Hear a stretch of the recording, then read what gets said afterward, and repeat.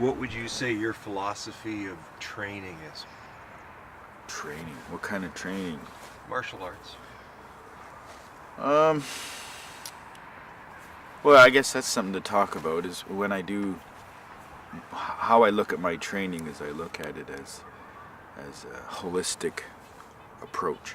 I look at it as training the mind, the body, the spirit, and the heart to be a better warrior. And in my definition, a humble understanding is that a warrior is a helper, a scapi, a helper of the way. You're just there to help. When you go places, you go to different communities or friends' houses, offer to do dishes, offer to help cook dinner, whatever. If you go to a feast or a community gathering, go to the kitchens, peel potatoes, wash dishes, help. To sit like a tourist and just take it all in is fine, but if you're really called towards service, you won't feel right sitting down doing nothing while everyone else is working. You're gonna want to get involved in making that thing happen, that dinner, that event, that ceremony. So a warrior is there to help, and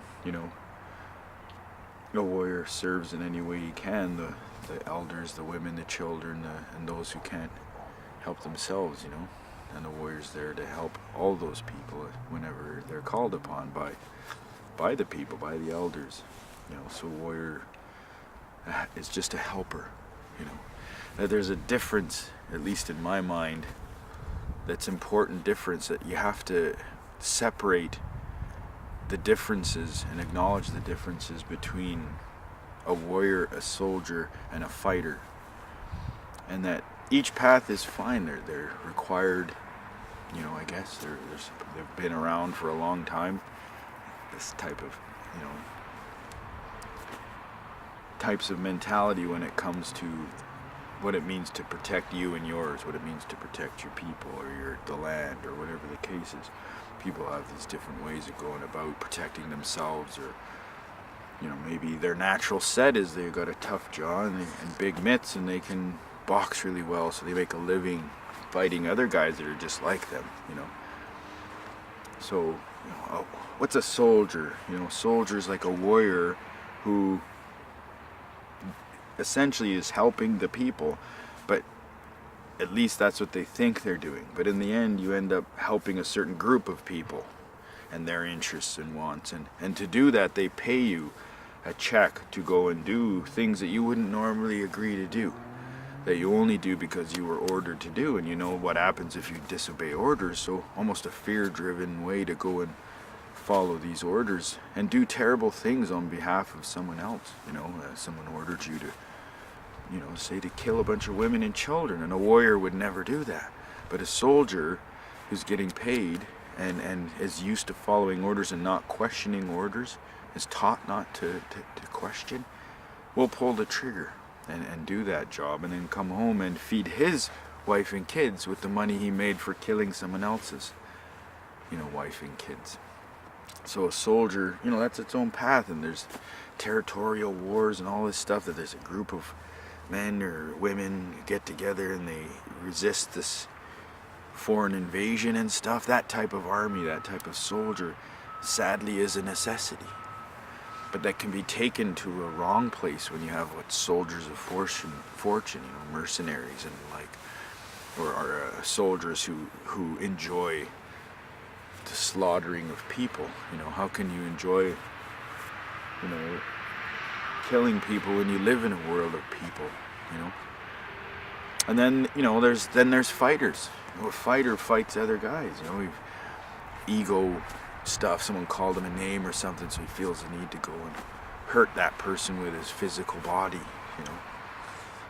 Some guys will say, well, I know a tough guy. Well, this guy's pretty tough. Let's make him fight. And then they bet on who's going to win, and they pay this fighter and that fighter to fight this, You get paid to fight. You get paid to harm someone else. And maybe you're good at it. Maybe you enjoy it. Maybe you like the attention you get. Maybe you like the fear and the way people react to you, and you're able to bully them for things or get things, or whatever. But it's just basically a self-aggrandizement. It's basically, a very ego-driven way to go about things, that you train your body to get really good at hurting another human being for no reason, there's nothing wrong with defending yourself if somebody tries to hurt you, right? If they try to harm you or yours, there's nothing wrong with physically standing up when you're not able to talk it out, when there's no more diplomacy or there's no more way of finding a middle ground. Then there's nothing wrong with standing up and saying enough, you know. But there is a problem with going too far and brutalizing another person in the pursuit of self-defense. There's something very wrong in that, I see, you know. And then there's the warrior path, and like I said, the warrior path is the path of the helper, just a servant of the people. If you look up the term samurai in Japanese means to serve, you know. If you look up most of the warrior traditions around the world, they're just about service.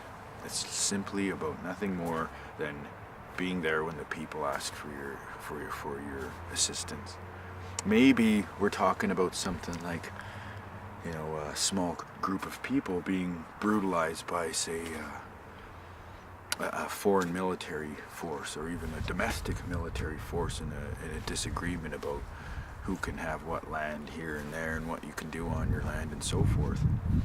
But if it gets to the point where soldiers are coming and hitting kids on the heads and things like that, then the warriors are going to get up and prevent that, hopefully before it happened, but if not, definitely when it's before it can continue happening. And if you've got the heart, you know, the courage to stand up against oppressors, against people with violent intent, and you are able to, by virtue of getting, you know, they're now beating you up, but those kids can run away and get away, you did your job. That was your job. But maybe you did train. You trained your mind to think about scenarios that might happen and what you would do. You trained your heart so that you had the courage to stand up when standing up was required, to say something when something was needed to be said.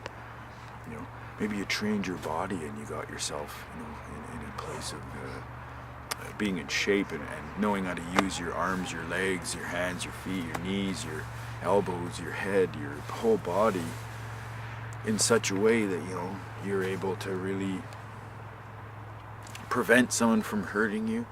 But even though you had the ability to really hurt them, you restrained yourself and just simply prevented them from hurting you. You know, and you know, then there's this spiritual side of things, right?